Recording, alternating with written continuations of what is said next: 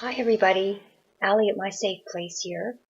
I wanted to talk to you today about something else that keeps coming up for me as I watch and read as much as I can about narcissistic abuse and work on my own healing journey. I spend a lot of time watching videos and reading about red flags in cluster B personality disorders and narcissists and sociopaths or what manipulative people and things that you can do to watch out for those red flags. And one thing that's become incredibly clear to me as I work through this is that as much as I might know about red flags in a narcissist,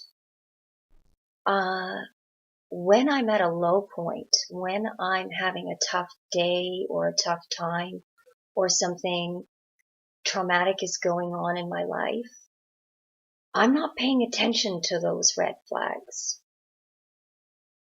And so what I figured out is what I'm telegraphing at that point is a green flag to a potential manipulator. And what I mean by that is my defenses are down. And I think a lot of people might be having a similar experience where you can be spending a whole heck of a lot of time working on understanding why a narcissist does what they do. And I've seen some really wonderful videos on YouTube by professionals like Spartan Life Coach Richard Grannon does some fantastic videos on narcissistic abuse recovery. There's Dana Morningstar, who does some great work as well. Chris Godinez from What's Wrong with Chris and Steve. Love watching her videos. Lots of people with great red flag information, which I think is invaluable. But when I get down to the real thing is that the times that I've been the most vulnerable are the times where I'm not able to necessarily watch out for those red flags. And I start projecting or emitting whatever, the green flags that let a manipulator know that I'm vulnerable. And I started thinking about that a little bit more, especially recently when some other stuff came up for me and for some friends of mine who are also having a tough time right now, that we can be sending off green flags just as much as they're sending off red flags. And I think it's really important for us to learn exactly what our particular green flags are. Because a lot of the time I think these manipulators are looking for the people who give a lot, the people who are not necessarily givers, but might be grieving and vulnerable, or going through an illness, or having a family member or another loved one going through a tough time, so that it makes us a little bit more open. Our armor is less strong. Our boundaries aren't as firm because we're focused on something else. And one of the best examples I have of that from my own life was a very traumatic event that happened to me. And if you've watched some of my other videos, you know that I live about 3,000 miles away from my family of origin and also from where I grew up and went to school and stuff. And 10 years ago now, my best friend of 29 years, we had met at age 12, and we were pregnant together, and we had children of the same age, and even the geographical distance didn't matter to us. We were still incredibly close. She died very, very suddenly of an aneurysm And so I was in shock and I was grieving, and I needed to go back to Montreal for the funeral. And in this very, very bad state, wanting to support her husband and her 2 little girls that she'd left behind. And I was going to be staying with my mother. And my mother made it very clear. I had asked if it would be all right if I could stay for a couple of weeks. And she made it very clear that she wasn't interested in having me stay for longer than a week. And when I arrived, after the long flight, exhausted, not having slept, basically 24 hours after finding out that she had passed away, my mother met me at the airport, and she started talking immediately about something that was going on in her life, something that was bothering her, and that she was, being criticized or being made to feel bad about herself. And I started to try to make her feel better and try to assuage her feelings. And before we'd even left the airport, I was placating her. I was comforting her. And she said, I knew you would give me energy. So I think that what this illustrated for me now, looking back on it, is that in this time of extreme grief that I was in, my mother had absolutely no empathy or compassion. She just needed to talk about her stuff. And more importantly, she had no compunction about taking my energy at this very low point, which was me basically telegraphing my green flag that I was open to it. Now, not everyone might agree that this was necessarily abusive by, the standards we use today. But it was certainly what a lot of people would describe as being an energy vampire. And this is exactly what I mean by being in a low state, being in an uncomfortable state or a grieving state or even an angry state, and not in your best frame of mind, and being unable at that time to recognize what she was doing and say no. I was completely unable to recognize what she was doing, that she was manipulating me, that she was taking from me at a time when I was really low. And I was reminded of this because a friend of mine was talking about what was going on in her life and how someone was being angry and demanding as she was going through her own difficult time, and how upsetting it was that the more she said no to this person, the more angry and demanding this person became towards her. And, trying to get her, guilting her into doing stuff that she didn't want to do. And that's exactly the reason it reminded me of what went on in my life, is because that's exactly what would happen. I was married, my first husband was very much a covert narcissist.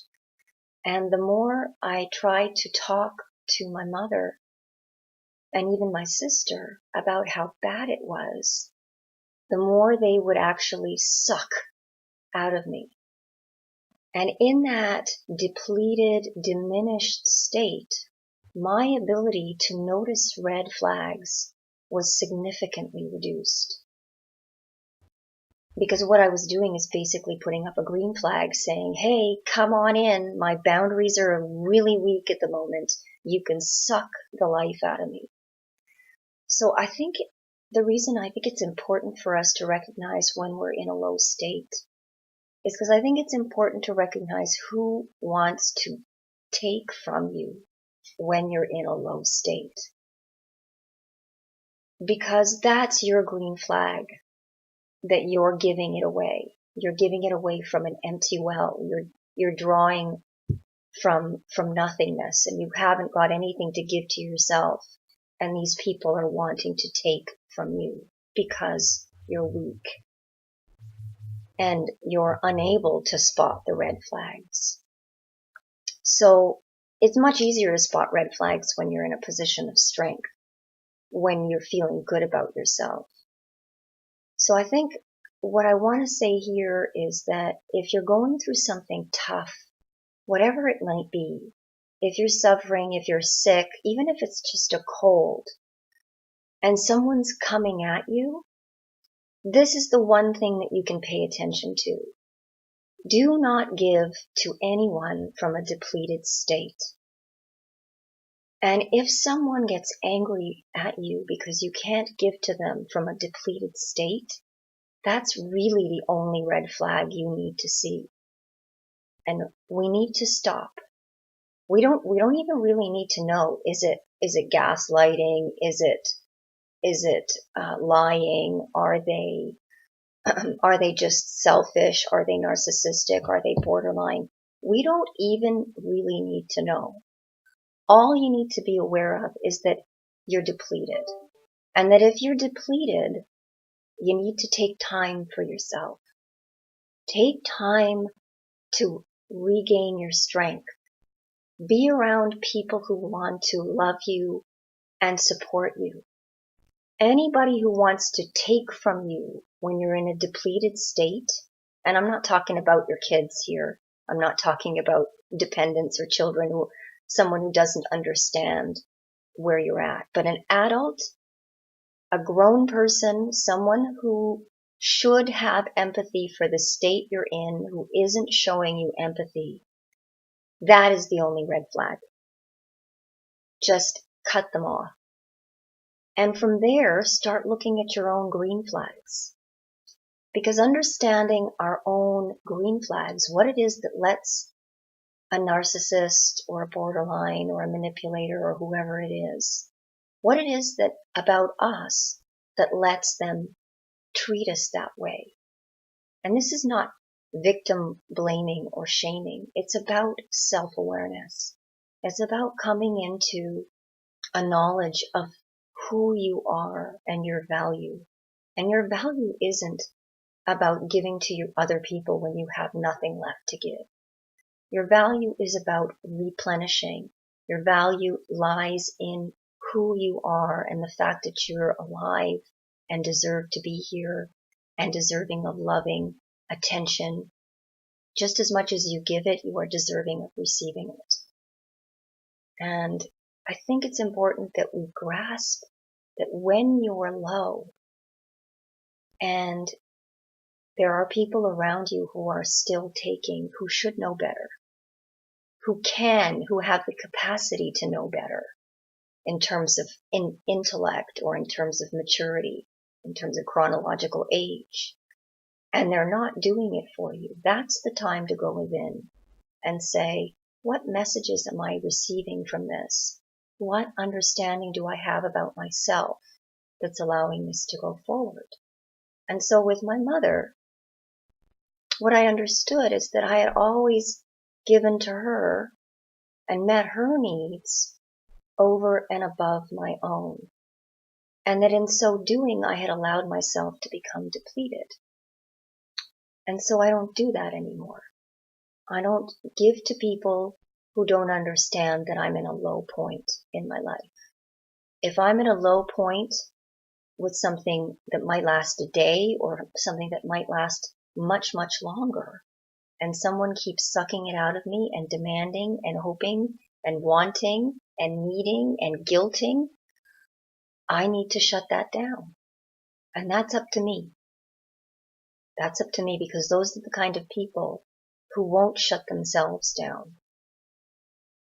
So I guess what I'm hoping to make clear, what I'm hoping to express for myself and hopefully for other people, is that you have the right to say no. You have the right to say no even when you're in a strong point.